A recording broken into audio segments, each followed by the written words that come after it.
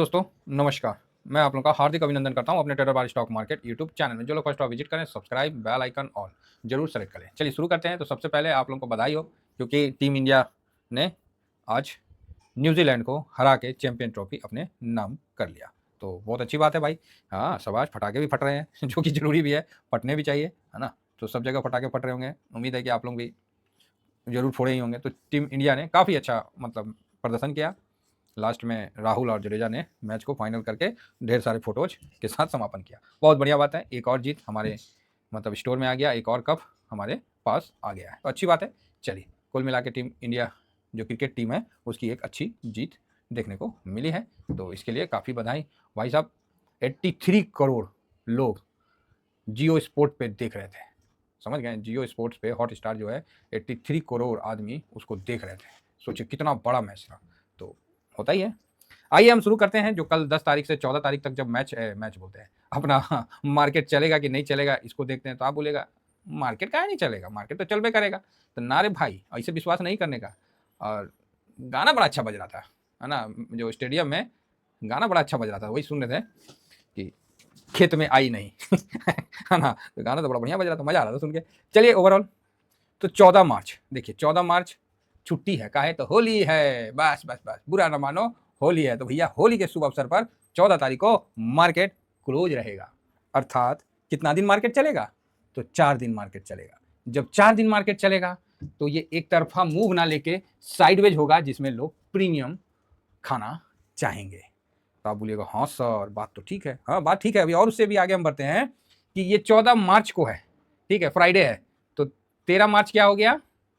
Expiry हो गया ना। एक्सपायरी हो गया, दुनिया लाख कुछ भी करे, वहीं बस सब वहीं जाके खत्म होता है। तो आप बोलेगा ऐसा क्यों बोल रहे हैं?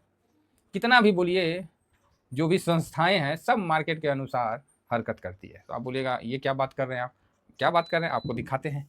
13 मार्च को एक्सपायरी है निफ्टी का। 12 मार्च को आफ्टर मार्केट ये अपना इन्फ्लेशन का डाटा आएगा, जिसका बेसब्री से इंतजार है, इन्फ्लेशन का। तो आप बोलिएगा हाँ, तो आप समझ गए मैं क्या कहना चाह रहा हूँ। 13 मार्च को एक्सपायरी, 12 मार्च को रात में ये डाटा, आफ्टर मार्केट ये डाटा आएगा। तो फिर 13 मार्च को आप समझ रहे हैं कितना ऊपर नीचे हो सकता है। कितना भी कहिए, होगा वही जो होता है, सिस्टम है भाई। तो यहाँ आप देख सकते हैं कि सर फरवरी 12 मार्च दिन बुधवार, प्रीवियस था 4.3 का, फोरकास्ट है 4.2 का।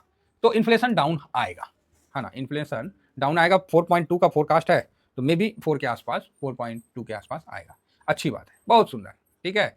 आप या हम कितना भी कह लें, वही होगा जो मार्केट में होता आया है और जिसको होने से लोगों को फायदा होगा। अपना छोड़िए, यूएस का भी इन्फ्लेशन 12 तारीख को ही आएगा, ठीक है। यूनाइटेड स्टेट इन्फ्लेशन रेट, इसका भी 12 तारीख को दिखा रहा, 12/3 को। इसका भी प्रीवियस था, ये फोरकास्ट है ये 2.9 का। तो फिलहाल 2.9 ही आना चाहिए, लेकिन मुझे लगता है कि थोड़ा बढ़ के आएगा, थोड़ा बढ़ के आएगा। ये थोड़ा बढ़ के आना ना, ये ट्रम्प साहब को जवाब है। लेकिन स्थितियां वैसी लग नहीं रही है, स्थितियां कंट्रोल में लग रही। तो उम्मीद तो है कि 2.9 ही आएगा, लेकिन थोड़ा सा अगर बढ़ के आया ना, तो ट्रम्प साहब को बहुत तगड़ा जवाब मिल जाएगा जो वो कर रहे हैं। अगर ये नहीं होता है तो फिर उनको एक पॉजिटिव वेव मिल जाएगा।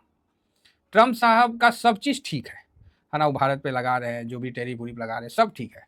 लेकिन एक चीज़ गलत उन्होंने कह दिया है, जो कि उनको नहीं कहना चाहिए। वो शायद तेजी में दुरुस्ती खो दिए हैं, इसका भारत भी लेगा। समझ गए? तो आप बोलिए हैं क्या कह दिए?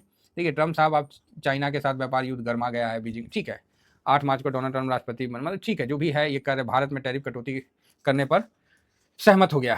चलो ठीक है। डोनाल्ड ट्रम्प ने बोला भाई राष्ट्रपति जेलेंस्की से तो बात करके कोई फायदा नहीं है, वो चलो रूस से ही बात करके हम शायद रूस पे कोई सैंक्शन वगैरह लगाएं। चलो ठीक है, वो सब चलते रहता है, अपने आप को सेपरेट कर रहे हैं। चीन ने ट्रम्प के पहले युद्ध से, चीन ने भी अपना सब कुछ कर लिया है। लेकिन सब कुछ तो ठीक है, लेकिन एक चीज़ ट्रम्प साहब ने ठीक नहीं बोला, जो कि क्या है वो मैं आपको दिखाता हूँ कि आखिरकार आखिरकार कोई तो भारत को बेनकाब कर रहा है। ट्रम्प का नवीनतम बड़े पैमाने पर टैरिफ का दावा, मतलब एक्सपोज कर रहा है, बेनकाब कर रहा है। ये वर्ड ना भारत के लिए ट्रम्प साहब आपने सही नहीं कहा है। भारत को एक्सपोज क्या करना है? आपको कहीं कुछ नहीं एशिया में मिल रहा है, रसिया अलग आपको दिया हुआ है, चाइना आपको एक फूटी आंख सुहाता नहीं है। आप दोनों के कारण कोरोना का इतना बड़ा ट्रेजेडी फैला।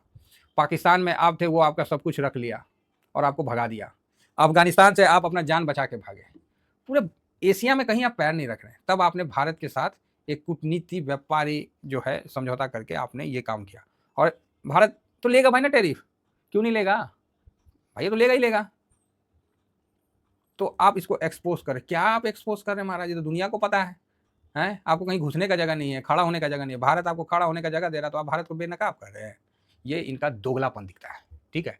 और ये आज से नहीं है, 56 में भी जब भारत के साथ क्या हुआ था बताते हैं। जब अमेरिका भारत को बोलता है कि आप हमसे F-35 लीजिए और जितना भी सामान उमान लीजिए युद्ध का, आप रसिया से क्यों लेते हैं? भैया हम रसिया से इसलिए लेते हैं कि रसिया पे हमको भरोसा है। आपने दोगलापनी किया था 1956 में, जब हमको हमारा जब जवाहरलाल नेहरू साहब थे, तो हम सब कुछ आपसे लेते थे, तो आपने अपना तत्कालीन सुख के लिए, तत्कालीन प्रॉफिट के लिए आपने तो पाकिस्तान को भी वही चीज़ देने लगा, ठीक है। आप तो उसके तरफ गोद में जाकर बैठ गए थे।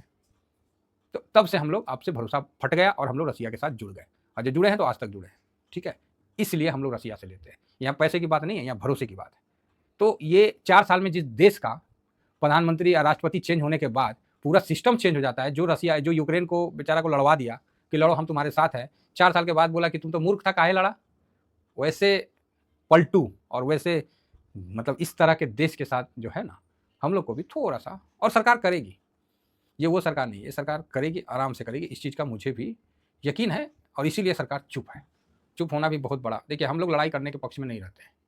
भारत के पास यूरेनियम भी है, लेकिन ये पहला आक्रमण नहीं करेगा, ठीक है। हम लोग ये बोले हैं कि पहला हम नहीं करेंगे, अगर कोई करेगा हम छोड़ेंगे नहीं। अब ट्रम्प साहब ने तेजी में कुछ ज़्यादा ही बोल दिए है, समझे। देखिए मेरे पास, हम लोग बहुत साधारण आदमी हैं, और इस तरह का बोलना वो उचित नहीं है। इतने बड़े आप अधिकारी हैं और आप किसी देश की गरिमा को समझते नहीं हैं और इस तरह की बात कर दी है, तो ये कहीं ना कहीं आपके द्वारा बोला गया गलत सेंटेंस है, ठीक है। आप एक्सपोज कर रहे हैं, किसको नहीं पता है जी, है सर्च मारिए तो। काहे नहीं भारत लेगा, आप लोगों को एक धुरी नहीं है जगह रखने का, है, और हम लोग आपको मतलब एक अस्थाई वो दे रहे हैं, तो ये गलत बात है। और भारत सही करता है, टैरिफ लेता है अपने सामान का, प्रोडक्ट को वो सस्ता नहीं करता, मतलब सस्ते में रखने के लिए, कंपनी को प्रॉफिट होने के लिए इनको ज़्यादा माल लगाता है। आप क्या भारत को खाली एक मार्केट समझ रखे हैं? कंपनी लगाने में तो फटती है, और यहाँ खाली माल बेचना चाहते हैं, प्रॉफिट बनाना चाहते हैं, तो भैया ना दो, ठीक है, हम एडजस्ट कर लेंगे, है ना, उतना भी ज़्यादा आपसे ना होगा हम लोग का। हमारी दवाई जाती है तब आपके आधे लोगों को दवा मिलता है। और क्या बोलते हैं कि हम क्या वीज़ा कैंसिल कर लेंगे, अरे वीज़ा कैंसिल करिएगा ना, क्या है एजुकेशन वीज़ा ना, क्या है बोल रहे थे, तो आपका सिलिकॉन वैली जो है ना वो कबाड़ हो जाएगा 1 साल में, देख लीजिएगा। इतना आपके लोग में ना काबिलियत नहीं है, ठीक है। आपके आधी आधी जवानी जो है वो तो नशे में घूम रही है, कनाडा द्वारा दिया हुआ, चाइना के द्वारा, तो ऐसी भी आप में काबिलियत नहीं है। तो ये जो वर्ड बोल दिया ना, ये बहुत एक्सपोज क्या कर रहे हैं, ये वर्ड जो है ना, ये ट्रम्प साहब ने ज़्यादा बोल दिया, ये नहीं बोलना चाहिए, और इसका हर्जाना उनको होगा। हमारा भी एनालिसिस है, और यही एनालिसिस के बल पे हम बता रहे हैं, ये हर्जाना होगा, और ये भीगी बिल्ली की तरफ पलटेंगे, ये पलटेंगे भी नहीं, और इनको पलटना पड़ेगा। देखिएगा ना, आप क्या चाह रहे हैं, आप अपने आप को आइसोलेट कर रहे हैं, आप पूरे यूरोप को छोड़ दिए, आप रसिया को अपने तरफ लेना चाह रहे हैं, और रसिया को नहीं पता है कि आप कौन है। चाइना वार में आप कूद चुके हैं, चाइना और यूएसए वार में अपना कूद चुका है, टैरिफ वाला जो है वो वार में कूद चुका है। इसलिए चाइना ने भी भारत की तरफ एक प्रस्ताव दिया है, दोस्ती का प्रस्ताव जिसको बोलते हैं। किसका प्रस्ताव? दोस्ती का। अमेरिका से झटका खाने के बाद चीन का बड़ा कदम, भारत की तरफ बढ़ाया दोस्ती का।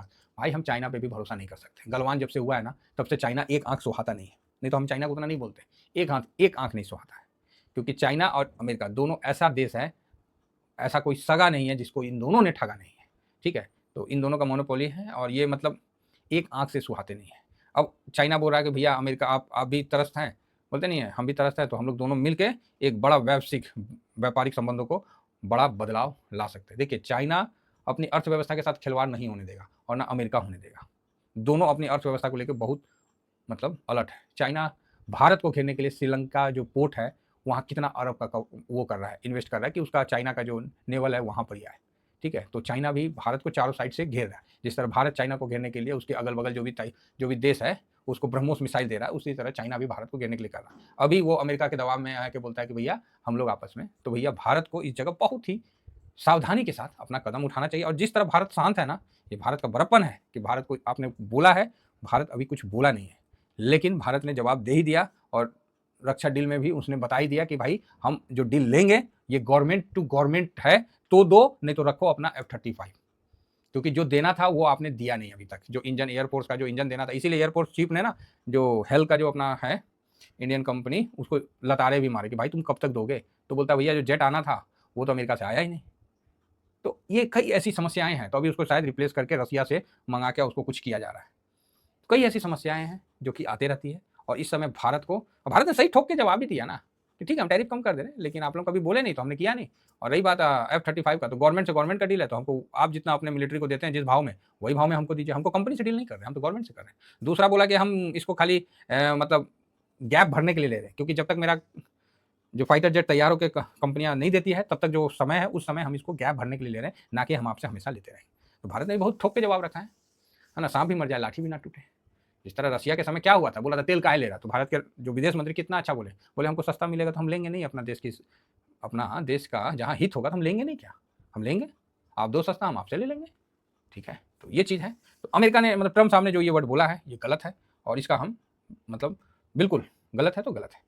चलिए अभी देख लेते हैं, कल आने दीजिए इन्फ्लेशन का डाटा, मतलब 2 दिन बाद 12 तारीख को देख लेते हैं क्या होता है नहीं होता है ना, उसके बाद आगे देखा जाएगा। फिलहाल ब्रेंट 70 पे है, ये एक अच्छी बात है ना। देखिए कोई अभी क्या है कि कनाडा और ये सब जो टैरिफ वैरिफ ठोकने लगा ना, तो अभी ट्रम्प साहब थोड़ा सा नरम हुए हैं, और अपना मस्क को भी बोले भाई रुक जा, अस्थिर से, हड़बड़ाओ मत। नहीं, सब कंपनी में सबको निकाल दे रहे थे, वो अपना सरकारी कंपनी बोलते 90% मैन पावर तो यूजलेस है, खाली 10% मैन पावर से हम काम करेंगे, हो गया। बोला रहो सब करने दो। जो मैन पावर यूरेनियम में काम कर रहा है इतने सालों से, उसको जो एक्सपीरियंस है, एक नया आदमी वहाँ आके उस एक्सपीरियंस के साथ काम कर सकता है। तो ये अपना एलन मस्क साहब है जो घुस के उस तरह का कर रहे हैं, ट्विटर को तो बर्बादे कर दिए, एक्स बना दिए, और पता नहीं क्या क्या कर दिए। तो चलिए आने वाला समय जो भी होगा देखने का है। तो 14 तारीख को फिलहाल तो होली है बस, बात खत्म। और यहाँ पर देख रहे ब्रेंट भी ठीक ठाक है। अब जो स्थिति बना है फ्रांस इसके बीच में डॉलर इंडेक्स नीचे आया है, ये एक अच्छी बात है, जो 109-10 के पास पहुंच गया, तो वहाँ से 104 से नीचे है, तो ये अच्छी बात है।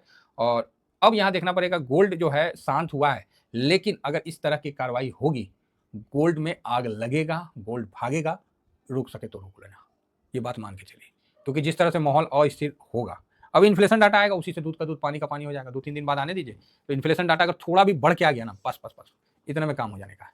अब ट्रम्प साहब ने 2 तारीख को रेसिप्रोकल टैरिफ के लिए बोले हैं ना, तो अभी जो है थोड़ा सा चलेगा। बाकी जो ये हफ्ता है जो अभी आने वाला है, ये हफ्ता साइडवेज जाएगा, और क्योंकि मार्केट 5 दिन चलेगा नहीं, 4 दिन चलेगा। 4 दिन में सोम मंगल बुध 3 दिन, अभी फिर तो एक्सपायरी है, तो ये प्रीमियम खाने वाला हफ्ता रहेगा, ऐसा मेरा मानना है। बाकी जो भी होगा उसके अनुसार हम लोग अपना कार्रवाई कर लेंगे। आशा करता हूँ कि व्यू आप लोगों को समझ में आया होगा और सब कुछ ठीक है। लेकिन ट्रम्प साहब का इस प्रकार कहना कि आपने बेनकाब कर दिया, हम कोई चोरी कर रहे हैं, ठोक के ले रहे हैं, सबको पता है, और उसका लेने का कारण भी है। आप डॉलर में काहे कर रहे हैं, आपको काहे डॉलर में कर रहे हैं, तो नहीं डॉलर वर्ल्ड की करेंसी है ना, हमको मत करिए डॉलर में, ठीक है। अभी कैसे चाइना आ गया कि है हम लोग दोस्ती कर लेते हैं, उसी तरह अमेरिका भी करेगा, सब करेगा। यहाँ भारत को थोड़ा साइलेंट होके चलना है और सटीक अपना जो है बिल्कुल क्लियर स्टैंड लेके काम करना है। पाकिस्तान पे हमारा स्टैंड है कि तुम आतंकवाद खत्म करो तब हम बात करेंगे, एकदम खत्म, पाकिस्तान की खत्म, है ना। डेली उसका आइंदा टीवी पेपर में देखते हैं, आता है कि पाकिस्तान में सोना का खान मिला, ठीक है सोने खा लो तुम, है ना, अभी बहुत दिख रहा है, ये सब चलते रहेगा। तो भारत अभी बिल्कुल सही चल रहा है। और रही बात FIS की, तो भाई साहब वो तो बीच ही रहा है, और इसके लिए सरकार को चाहिए कि लॉन्ग टर्म टैक्स, चाहे वो घरेलू निवेशक हो या FIS हो, सब पे हटाना चाहिए। और इस पे RBI चीफ का भी नज़र है, और उनका जो कहने का आधार था वो पॉजिटिव है। बाकी हम लोग अभी रेट कट होने वाला है अप्रैल में, फिर एक रेट कट मल्होत्रा साहब फिर करेंगे, ऐसा उम्मीद है। और खासकर ये जो लॉन्ग टर्म वाला है ना, उसको हटा देना चाहिए, क्योंकि इससे ना बेचारा FIS को फायदा नहीं होता है। एक तो रुपया हमारा कमजोर हो रहा है कंटिन्यू, अब वो बेचारे निवेश करते हैं, रुपये कमजोर हो गया, मार्केटों गिर गया, और उसके बाद लॉन्ग टर्म टैक्स भी देना पड़ेगा। वो बेचारे को कितना मिलता है, 3 से 4%, उससे अच्छा वो US बॉन्ड में डाल के नहीं बना लेगा। तो ये चक्कर हो गया है, ठीक है। और आपने देखा है कि US बॉन्ड में काफ़ी पैसा लगा है, जिस कारण से US बॉन्ड ऊपर से नीचे आया है। तो कुल मिला के नेक्स्ट वीक हमारे मार्केट को साइडवेज ले जाने का काम करेगा। फिलहाल इतना ही कहकर अपनी वाणी को विराम देता हूँ। Thank you very much. जय हिंद, जय भारत।